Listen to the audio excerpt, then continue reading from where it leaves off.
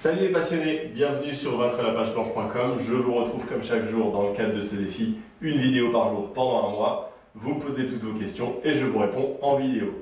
Aujourd'hui, nous allons répondre à la question de suspense.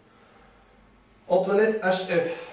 Antoinette HF qui me pose une question qui revient quand même souvent, autant dans la vie de tous les jours que dans les emails ou dans les conversations et dans ce défi aussi.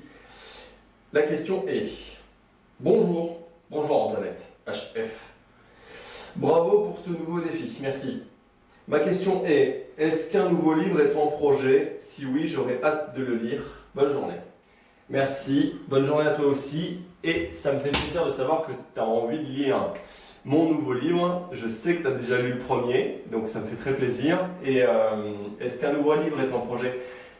Oui et non. En fait, comme j'en ai déjà parlé dans la vidéo numéro 2, je suis en train de créer une formation pour écrire un livre. J'aimerais déjà terminer ça avant d'attaquer autre chose. J'aime pas me lancer dans plusieurs projets en même temps. Maintenant, voilà, j'ai quand même un livre en tête. Quand cette formation sera terminée et que je m'y mettrai vraiment, je reprendrai l'histoire que j'ai écrite. En fait, la première histoire dans laquelle je me suis lancé en me disant, voilà, je vais essayer d'écrire un livre.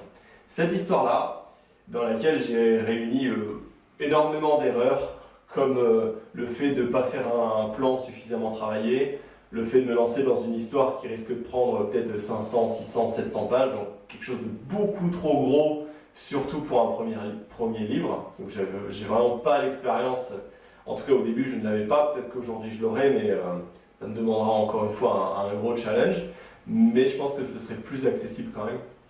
Et en plus de ça, j'ai fait l'erreur de commencer à écrire avant de terminer le plan. Je me suis dit, bon, j'alimenterai le plan au fur et à mesure.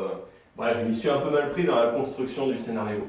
Maintenant, l'intrigue globale, j'aimerais quand même la garder et même l'améliorer pour en faire une histoire, parce que je suis sûr que ça pourrait faire une histoire qui est sympa. En fait, le scénario, ça se passerait dans un futur un peu post-apocalyptique, dans lequel tous les pays, tous les gouvernements se seraient effondrés, ce serait un peu la tyrannie partout, et on aurait un personnage principal qui serait un soldat d'un gouvernement tyrannique, qui serait en fait agent double. Il ferait aussi en sorte d'aider les populations pauvres pendant qu'ils travaillent pour le gouvernement. Voilà, ce serait un peu ça le scénario de base. Bien entendu, ce serait beaucoup plus compliqué que ça une fois qu'on lit tout le livre. Sachant que voilà, j'ai fait en sorte d'avoir beaucoup de personnages, d'avoir beaucoup de factions, des sous-factions au sein d'un même groupe, fait en sorte d'avoir des conflits entre les groupes, entre eux et entre les factions, enfin bref.